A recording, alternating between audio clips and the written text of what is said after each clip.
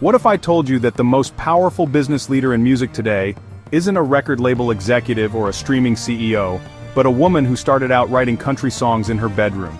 Taylor Swift isn't just a pop star, she's a billion-dollar business, a one-woman economy, a brand so powerful that when she tours, entire cities report GDP boosts. Hotels sell out, restaurants thrive, airlines add flights, all because of what economists now call the Taylor effect. But here's the real twist. Taylor didn't build her empire by following the rules of the music industry. She built it by breaking them. She fought a public war over her masters.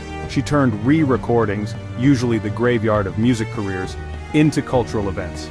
She transformed the way tours, merch, and streaming are monetized.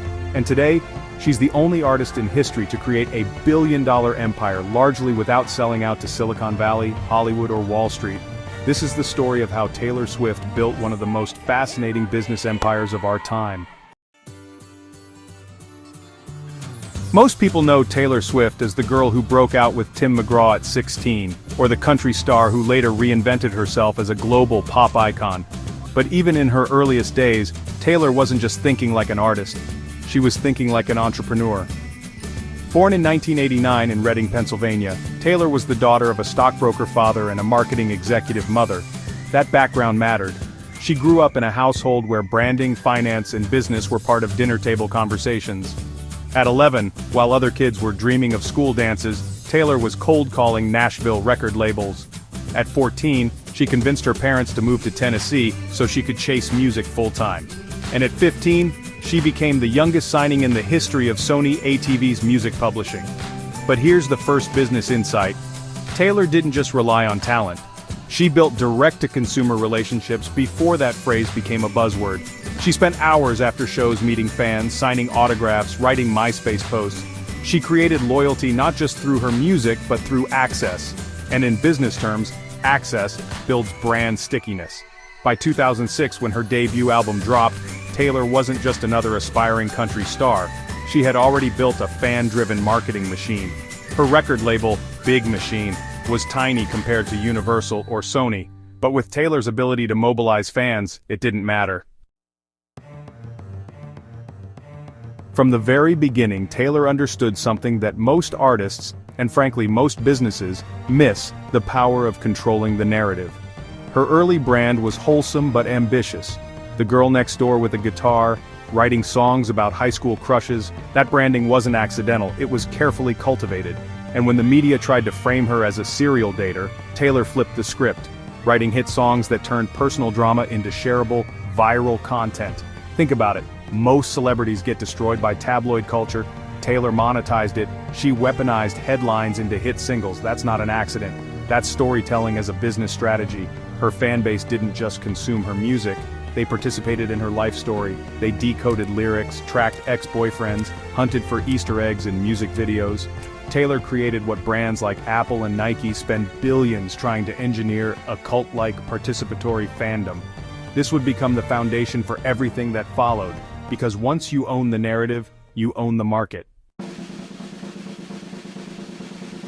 But no empire is built without conflict, and Taylor's greatest business turning point came in 2019, with a battle over ownership. Here's the setup. When Taylor signed with Big Machine Records at 15, she gave up the rights to her masters, the original recordings of her songs. That's standard in the music industry. Labels invest in young artists, and in exchange, they keep ownership of the music. For years, Taylor pushed to buy her masters back, but Big Machine's founder Scott Borchetta refused. Then came the bombshell. In 2019, Borchetta sold Big Machine to Scooter Braun, a celebrity manager known for representing Justin Bieber and Kanye West. With that $300 million deal, Braun's company acquired Taylor's masters, meaning the entire catalog of her first 6 albums.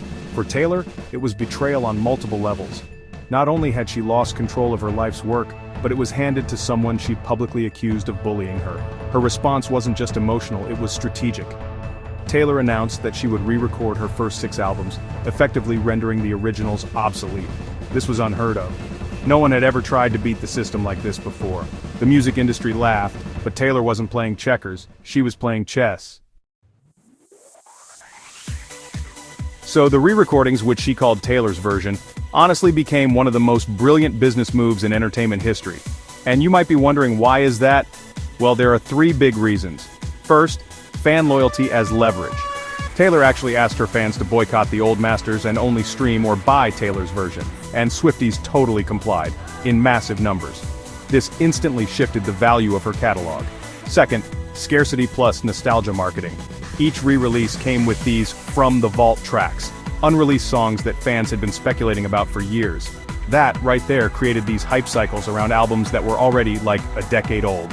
Third, IP control. By owning her new masters, Taylor basically rebuilt her empire. But this time, it was all on her terms. She turned what was a contractual weakness into a serious asset. And the results? Absolutely monumental. Red, Taylor's version, shattered streaming records. Speak Now, Taylor's version, topped the Billboard charts. And 1989, Taylor's version, became one of the fastest-selling albums of 2023.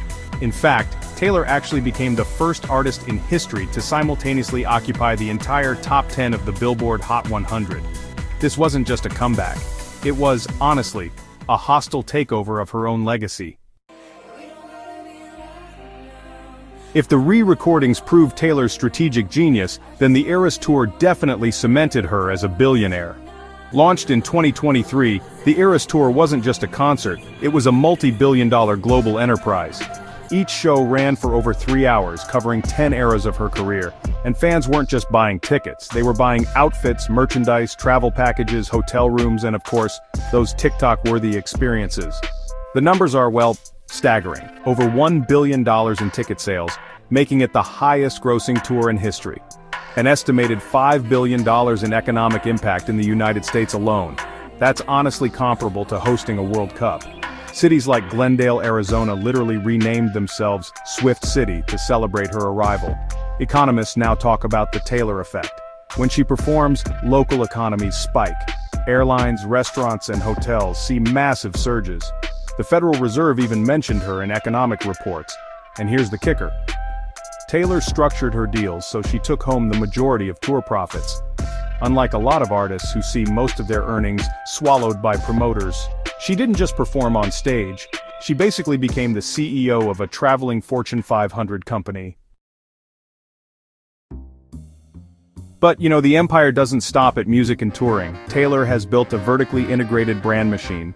Her merchandise alone generates tens of millions per tour. Pop-up shops, exclusive drops, limited edition vinyls. She treats merch like a fashion house treats seasonal collections. Then there's film. In 2023, when Taylor released Taylor Swift: The Eras Tour concert film, she totally bypassed Hollywood studios and struck a direct deal with AMC Theaters. The film grossed over $260 million worldwide, the highest for a concert film ever. No studio, no middlemen, just Taylor and AMC splitting profits. That's not an artist move. That's a mogul move. Taylor's influence now extends beyond music. Spotify, Apple Music, and TikTok all scramble to adapt when Taylor makes a move. When she briefly pulled her catalog from Spotify in 2014, the streaming giant was forced to renegotiate artist payout structures. When she joined TikTok, the app saw massive surges in engagement. Her partnerships, from Diet Coke to Capital One, aren't just endorsements. They're co-branded ecosystems, carefully aligned with her image. Unlike many celebrities, she doesn't oversaturate her brand. Every deal feels intentional. Even politics and finance feel her weight. A single Instagram post urging fans to register to vote led to over 35,000 new voter registrations in one day. Taylor isn't just an artist, she's a market force.